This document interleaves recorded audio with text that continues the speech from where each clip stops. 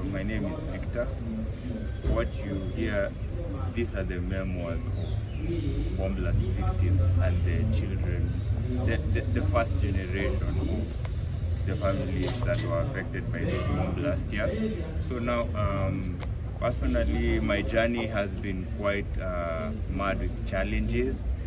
I was a really bright student coming up, and up to my high school, I would really perform well in my Form 1 studies, Form 2. I used to score A's, and these are the grades that would keep me in school. But I was just hiding behind my grades to a point when we were exposed for lacking school fees. And hizi vitu zilikuwa zinatoka shule till the point when they were able to separate us and realize hawana school fees.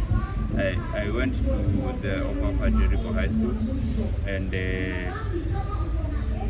my grades kept me in school up to a point when they could not, because they wanted the money. And then and there we used to attend these memorials. We got really prominent people to come. We had the likes of Akina Guambo, heavyweight, Sunko, who came and made promises of doing things that would, we've had really big heavyweights, big wigs, but our immediate needs were not addressed, needs for education, because I personally lost my dad when I was just 3 years old, 1998, I was 3 years old. So my needs coming up were just the needs of any other kid coming up. I needed to study, I needed to go out for recreation. You see, such things innocently coming up. So we had to grow up without all of that. Our parents, especially, I was left with my mom. My mom didn't get the closure she needed to come out of this. And it's been 26 years of solidifying these emotions, what do we call them? These sinister emotions. You see, I lost my dad here. This was Ufundi Cooperative. It was totally crushed to rubble. My dad, when I read the death certificate, says cause of death is head injuries. So my dad was basically buried without a head. See, he was totally mutilated, and that thing rocks my being, my personality. I'm just like, I have to encourage myself to be a man and think like one, because he was a pillar for our family. I am now left with that mantle to be a pillar for my family, because I have a sister. I represent my family actually today. My mom is sick. She got a stroke, a life-threatening stroke that paralyzed her, and now she has issues walking. So she told me, my son, I won't be able to go today, but they represent. So nikamwambia I will. My sister is away in Mombasa. She has a family. May God bless her. And my brother is somewhere working. So I have to be here to carry the mantle. Yes. I have to show up. I have to be here and listen to someone like my sister here, and be that shoulder that she can lean on, because we are part of a bigger family. We are connected with our stories. We might not be of the same families biologically, but we are connected. Currently, I'm a civil engineering student at the Technical University of Kenya. I really hope to see to the completion of my studies, because it has been a big struggle. I was able to maneuver my way through high school and finish successfully. My certificate was held on with the school as collateral for close to 10 years because of the lack of the money to go and redeem it. So there was a delay and a halt on my dreams, because that was the actual truth. We didn't have the money, the resources to claim our destinies, But I have decided I have resolved and I have purposed. My mom has cried for compensation for close to 26 years now, actually. I have decided to smell the coffee and realize that these people are not only diplomatic people who've been coming here, the bigwigs. They've rode on our vulnerability to stand and make a point. I don't know which point they're trying to make, but for them diplomatically correct, wamepata, because wanakuja, wanatenga, wanafanya. I'll put that in context. Recently, we've had the president, who my sister has mentioned, was there in throughout. He has existed in that time and space that we've also existed. So he was moved to a point of constituting a Senate committee, an ad hoc committee for 90 days, whose report was ahead of his US trip which he went. So when the Senate committee was constituted, they came here. We gave them the stories like the way we do every year, year in year out, 26 years. Same stories. In fact, walikuwa naandika statement kwa station. These statements ni same. Yeah. Full statements. We even had a woman break down. You can go look for clips from last year. Ziko YouTube from the media houses.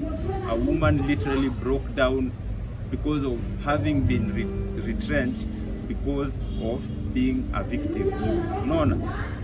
Such violation of human rights were witnessed here, and the committee was perfect. There was a chairperson, Senator Agnes Kavindu, and she also had a secretary who was taking notes. So these stories exist. These stories exist, and it culminated to a report because this thing was meticulously debated in the Senate, the floor of the Senate, because a report was supposed to be given ahead of the president's trip to the US. So when the day came for the president to go to the US, he went there so extravagant, and I had hopes with that trip. He even had the privilege to attend. The president's dinner. He sat with Congress people. Some of them even came to witness the signing of the finance bill here in our country. They sat in the plenary witnessing this signing of the finance bill, which we are out here in the streets. How did that feel for you? That one betrayal. felt How did it like feel for you? Betrayal. He's putting. He has even, no disrespect to LGBTQ, whatever, everything else. He has allowed them, as in anatetea everybody else, but us who we're not even asking for anything from our government. Can you just tell their government, my people are suffering? Can they you have imagine? suffered. Can you imagine? The report was to go move the Congress to edit a section of their Victim Compensation Act to include Kenyans. To include us. the Kenyan victims. Yeah? As in the fund is there. The fund is set aside for compensation of terror victims, and they have the resources accumulated from these countries that have been participating in terror. You recall when Trump was president, he reclaimed assets from Al Qaeda in Sudan, and this They were penalized for yes. hosting the terrorists. Yes. So the fund is there. The And fund we are is saying, there. this is what we are saying. Hata mkikataa kutuweka kwa hiyo kiti, you know, it's a recurrent kiti, then do as a one time what you did with the Americans here, because they did that with the American citizens. They didn't do with us. The kitty is there. All we are asking our government is to tell their government to do that. I want to say sorry for these guys. Do you know why? I'm sad there was no one who was strong enough to make sure that they went for therapy. us, the therapy was put in that time. Yeah. So some of us rode on it. And it breaks my heart that there was no one strong enough to take you there. And I can feel the pain when you hear us asking for compensation when you are left behind on that. Listen, even the therapist saying, yeah. Now he's a woman, the husband died. She's 26 years, knows her.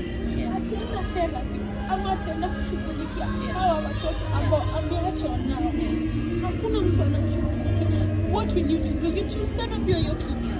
But you see, even afterwards, you know, like right now, this is post-traumatic, right? This is post-26 years down the line. This is post-traumatic. At 7 years, I've told you, I used to come to these memorials. Alone. 7 years. Napanda gari kutoka Huruma, nakuja hapa Tao. Peke yangu. Na narudi home peke yangu. Reason being, mama atakuja anilete hapa. Ache kwenda kutafuta do tukule na amenipea fare. And I know myself, I was forced into maturity when I was not even supposed to be a mature kid. I don't know what being a child is actually ever. I don't know what being a child is. I don't know how to play with dolls. I've never celebrated a birthday ever. Had my dad been alive today, I would have never missed celebrating a birthday. I would have never missed playing with dolls. I would have never missed playing Chaka Bencha, Mama Kalongo. I have never been a child. I was forced into maturity, not by choice. It was a must. Here they are.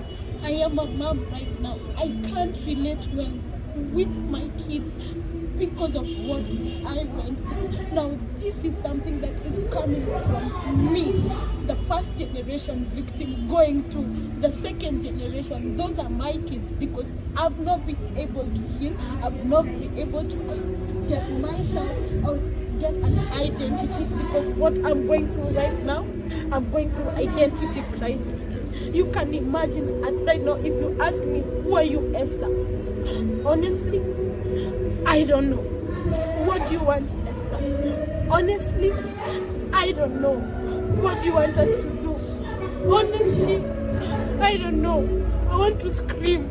I want to shout. I want this man to wake up. Even if it's once, even if he's going to live like a spirit, just here. He comes and sit beside me and tell me, Mama, kila kitu itakuwa sawa. That's what I want. I want him, like I really want. I want to feel safe. I want to feel safe. Not for me, but for my kids, because I can't even handle my kids on my own. I can't stand listening at my mom crying every night for the past 26 years. Kila siku, Mungu kwa nini uniruhusu mume wangu aende? I can't stand it. I really can't. I can't. At the age of 10, I have stomach ulcers. Unapeleka hospitali unauliza unafikiria nini? Don't even know what I was thinking about. I could not fit in. I could not. I was stigmatized because of not having a father.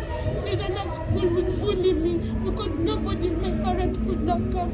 I remember in school there's a teacher who alinichapa na akanipenda kupiga hadi babako kwa kaburi asikie uchungu. Alikuwa wapi hiyo siku? Walikuwa wapi? Ni nani alikuja tu akanituliza? There's a day my mom came to school just to try and defend me because some kid in school bullied and alitukana. Nothing was handled because the dad was